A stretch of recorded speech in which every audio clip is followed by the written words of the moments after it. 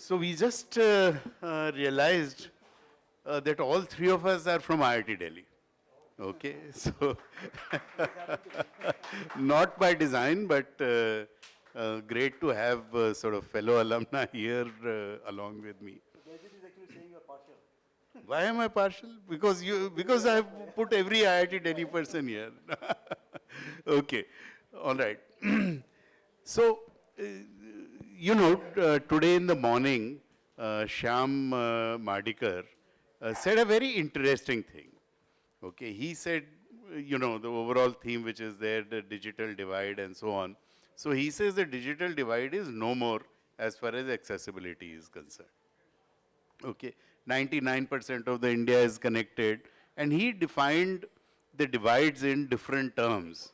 That it's a technology divide, that there are some people who are still on 2G, some people who are still on, or some who are on 5G. So those are the kind of divides that are existing, and perhaps we will talk a little bit about that as well. But interestingly, today what we are talking about are very important issues. We are talking about tech for good, okay?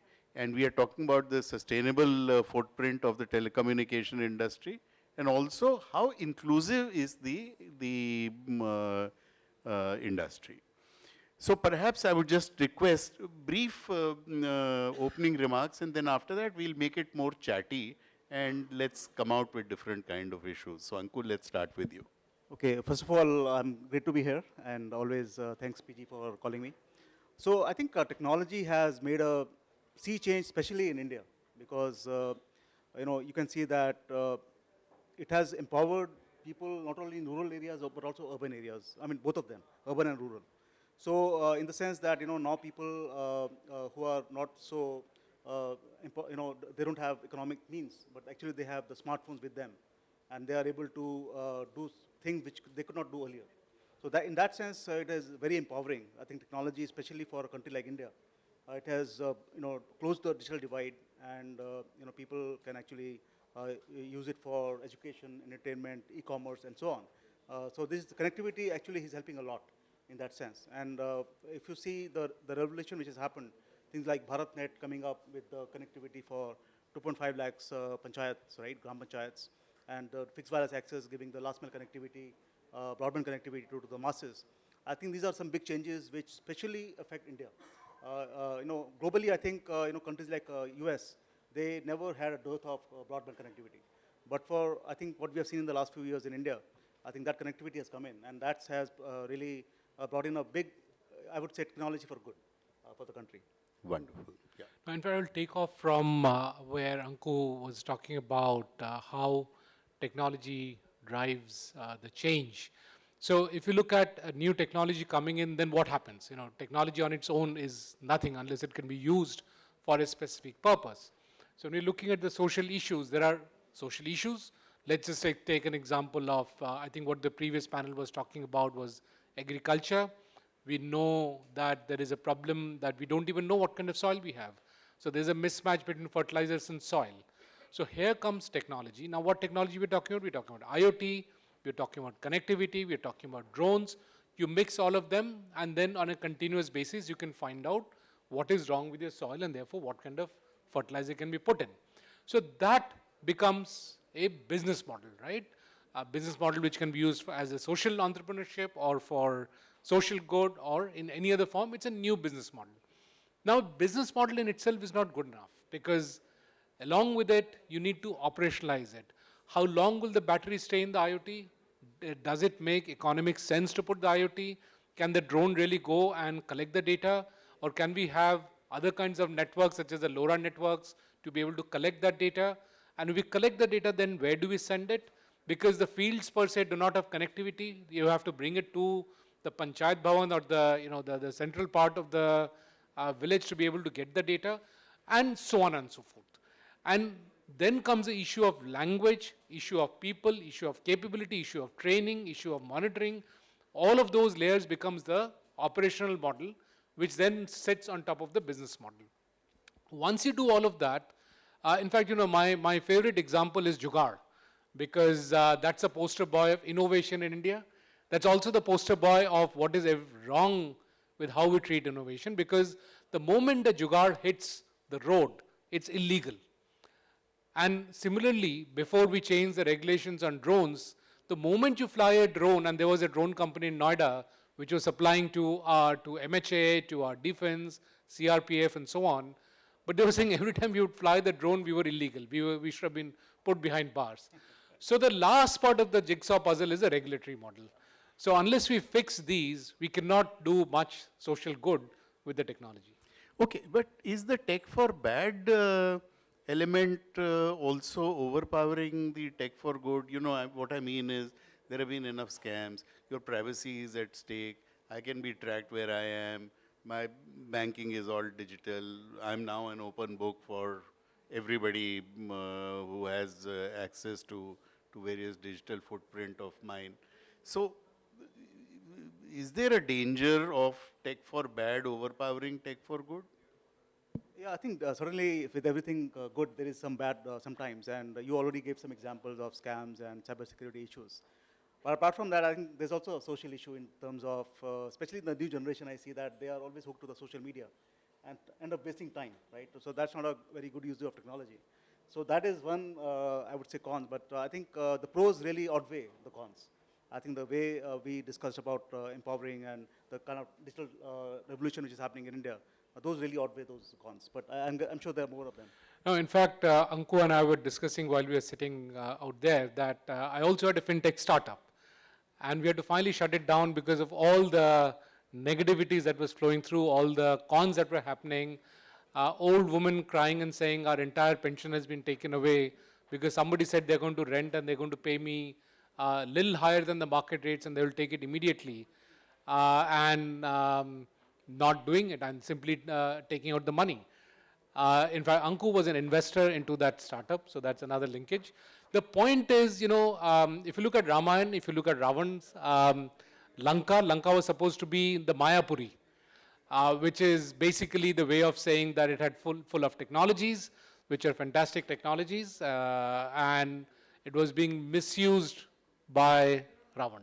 So we have that case on a continuous basis. We have good Right. and evil use the same. Right. So there is a bad to good Always be. spectrum, and we need to sort of balance So I think out. and that is true live with most things, you know. Yeah, Even with everything. if you see AI, there are so many guardrails that are required to be done. So with everything which good comes up, we have to be more careful how do we adopt that. Right. Okay. I come towards the end. Can I just? I'll open it for okay. Why don't we have one remark from you, please? हाँ. बोलिए. Security of information हूँ हाँ बोलिए बोलिए. Sir मैंने सुबह का session पूरा पेशेंस के साथ सुना, अनिल जी को भी सुना, बाकी सभी को सुना. मेरा क्वेश्चन सिर्फ ये है, जब हमें पूरे देश में कनेक्टिविटी की प्रॉब्लम है, एफोर्डेबिलिटी की प्रॉब्लम है और नॉलेज ट्रेनिंग की प्रॉब्लम है, तो हम विश्व के जो एलन मास्क हैं, जो सिर्फ 10 रुपये प्रति महीने के हिसाब से हमको अनलिमिटेड दे रहे हैं, 36 देशों में इसका इस्तेमाल किया जा रहा है, 42,000 सैटेलाइट उन्होंने लॉन्च कर दिए हैं. इसमें प्रॉब्लम कहाँ है हमें यूज करने में? क्या रेगुलेटरी, क्या मतलब क्या? नंबर 2, अगर अनुमति दें तो दूसरा भी पूछूं. ये पहले हमारा जी ये टॉपिक का, क्योंकि ये थोड़ा सा असाइड है जो हम लोग जो बात कर रहे हैं, जो हमारा टॉपिक है डिस्कशन का, उससे थोड़ा भिन्न है, तो हम ये ले लेंगे आपका towards the end. Let me take this sir top brain है, this question इंडिया के also top to you. Brains बैठे हुए हैं. Yeah, but you know, on the entire Elon Musk umbrella of satellites, there are issues, and that are to do with the national security and so on. But anyway, I think I'll let Jaijit answer Thank you. that. Thank you. But I'll just come back to the topic. Okay, so we talked about tech for good. Now let's also just talk about sustainability. Okay, the energy footprint today is huge. Okay, so Anku, as a company, what are you doing in terms of ensuring that whether it is the heat signature, other things, power consumption, all of that can actually come down? So yeah, sustainability, if I see, talk of MediaTek, we design chipsets for several verticals, including smartphones. And so the sustainable aspect about power consumption is in two ways. One is what you do on the handset, and one is what happens on the cloud. So from handset point of view, we work very hard on making sure the handsets are very power efficient. So we work on the state-of-the-art node, process node. So on 3 nanometer, 4 nanometer, and so on. So that in itself brings in a lot of power efficiencies. So that's about the handset, right? And I think that is very, very important in terms of battery life and so on. But also on the server side, on the cloud side, so even that is very important now. Of course, with the AI coming in, we hear about GPUs, gobbling up so much energy. So there's a lot of work happening in those areas where how do we bring down the cost and the power consumption on those areas as well. That's a bigger chunk where efficiency is required. But of course, the companies are much aware of these challenges and why it's important to solve. Yeah. And Jaijit, when you start talking about the cloud, you talk of large data centers, which are today energy guzzlers. Okay, so could there be policies for that? Could there be regulations? Should there be regulations? Sure. Your view from a policy perspective? So before that, with your permission, can I ask a question to the audience, because there's a question from the audience. So quick question, what do you think is the most polluting industry in India? Any guesses? Sorry? No. Chemicals? I think it will be the transport industry. Telecom towers are the most polluting because they use enormous amount of diesel, right? And the reason I'm picking up that question is basically answering the question that PG asked, that should there be regulations around the massive energy guzzling that's happening for the data centers. Some of the new data centers that Google puts up for AI consumes 1.5 gigawatts of electricity. That's 1/7 of the total electricity that India requires, right? So that's, sorry, not Delhi, India, but Delhi requires. That's 1/7 of the total electricity that Delhi requires, so one data center. That's huge. And similarly, if you look at the telecom towers, they are moving towards green, not because they want to improve the environment, and that is also one of the focus areas. I'm sorry, when you say telecom towers are moving to green, every company, tower company talks about green, but it's only 10% of their towers which are green. Right. 90% are not. And that's what I was driving at. They're attempting to, because the motivation, PG, is not environment. The motivation is the bottom line. Because once you put diesel in, there is pilferage that happens, there's a supply chain issue, and obviously the cost of diesel itself, which is fluctuating. And hence, if you put in a one-time solar panel and battery and all that jing bang, the cost comes down.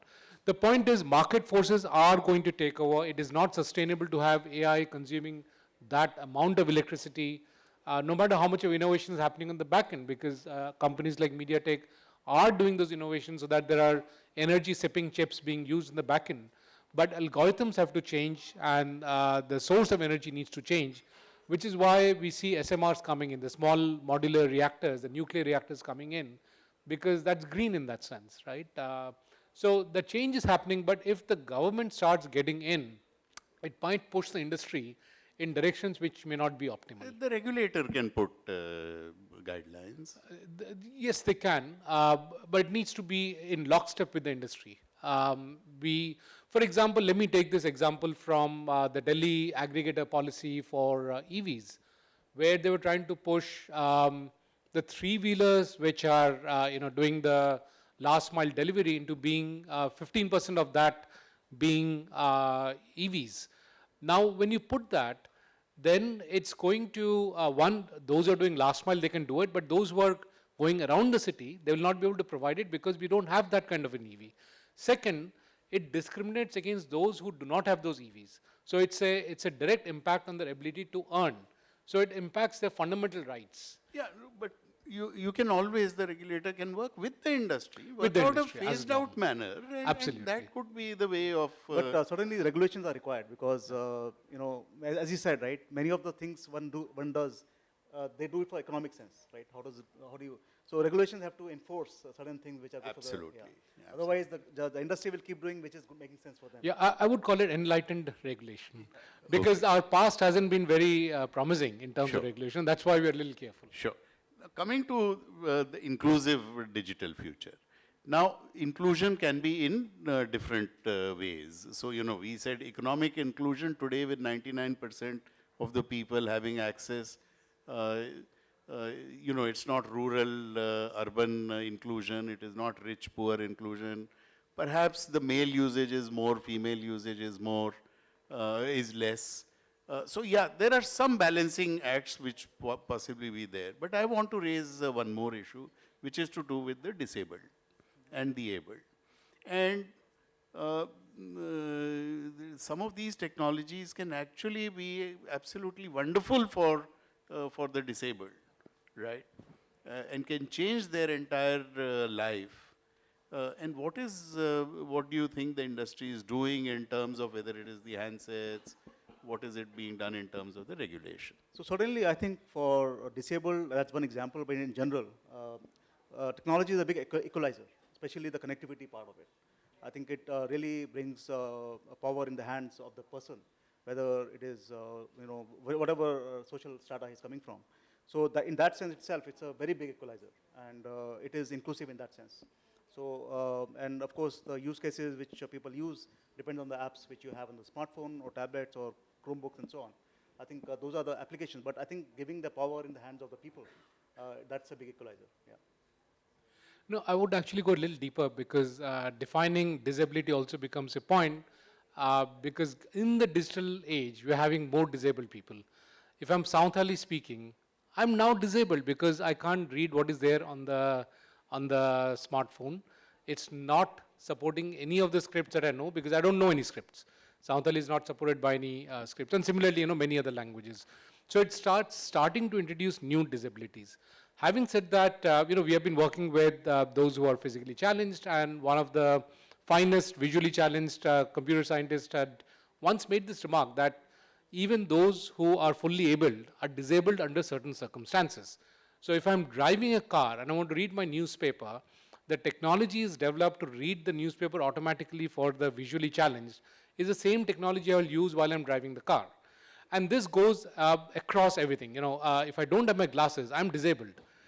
So I need the same kind of technologies that is being made for the visually challenged. So what do? I take out my phone, I take a picture of whatever I'm trying to read, and then zoom it out.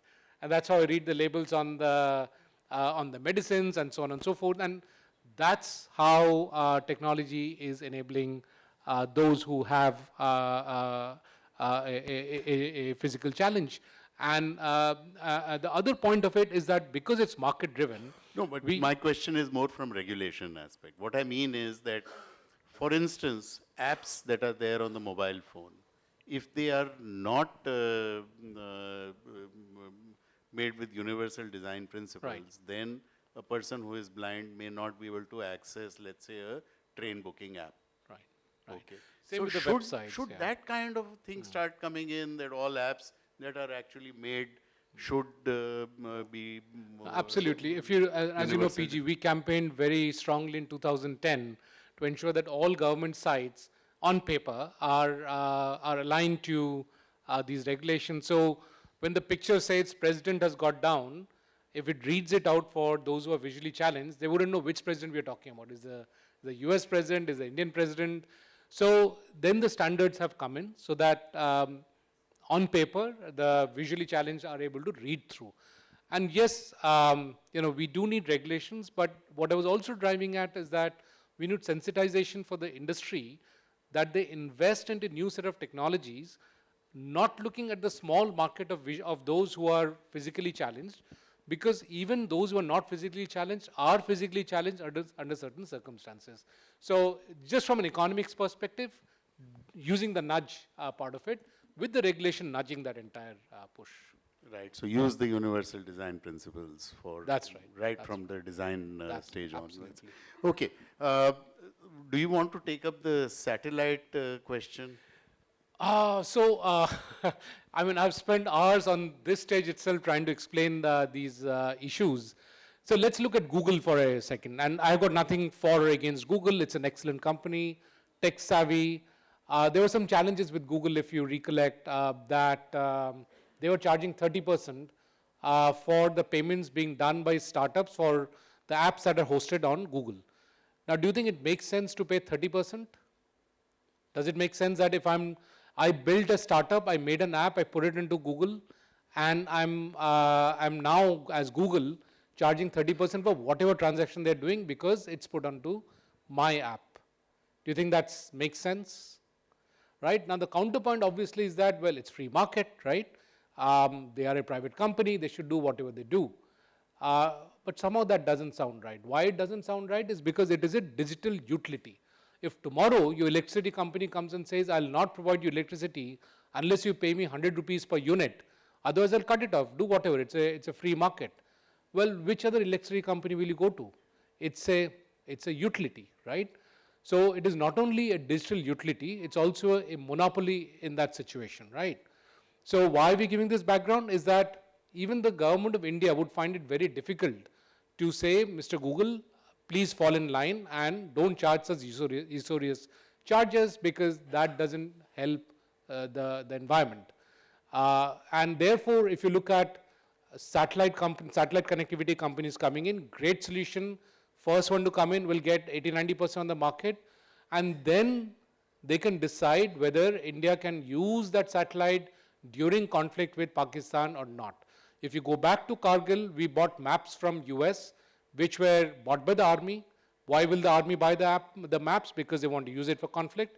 When the Kargil conflict happened, the US company came and said, sorry, you didn't read the fine print of it. The fine print said, we will not allow you to use the maps during conflict, which is why we went ahead and built up the entire NAVIC system. We sent the satellites up, we built the chip, we put the apps, we embedded in. It was a 23, 24-year journey that we did. Now, do we want to be subservient to a company based in US, run by one of the richest Africans in the world, which is Elon Musk? People don't realize he's an African. With his loyalty being questionable to anyone, including to their own president, right? So can we, as a nation of 1.4 billion people, be left to the vagaries of the whims and fancies of a person who is one single person, and he gets up from the bed on the wrong side, and 1.4 billion people on this side of the planet will suffer? So what the government is trying to do is ensure that there is enough competition when the Starlink also comes in, which is why there has been a delay. As long as there is competition, there are 3 or 4 players, we should be okay. If the competition is not there, we are becoming subservient to somebody else. That's a huge challenge. Can I speak? Yeah, there are 2 hands. Can I? PG is the chair.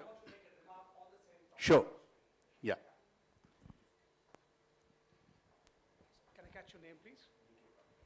Thank you, Mr. Patil. You said you come from the cybersecurity background. It amazes me and appalls me at the same time that you actually bring up the topic and the question of why don't we use the Starlink's capability in India. He rightly pointed out as one of the technological monopoly. But beyond that as well, I am the national convener for AI and agri-sustainability plus drones and technology as well.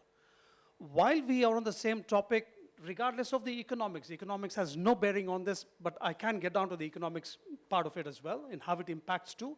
But at the national level, we should all be cognizant about how much of our own economy do we own, number one, how much amount of this space also do we own as well. This is the grand strategy that we have forgotten, is that how much of our land do we own, how much of our thinking do we own, how much of our tech do we own, in times of the rightly pointed out Bhattacharya, is that in times of the conflict, the key data that is required is held by someone else. It's like saying, you know, my wife is dying for cancer in some hospital. I would need about 20 lakhs. And then you give the key to someone else and say, you know, when I want it, he or she makes a decision. how ethical would that be? How existential question, how existential magnitude of the decision making would that be in someone else's hands? I rest my case. Thank you. Okay. Yeah.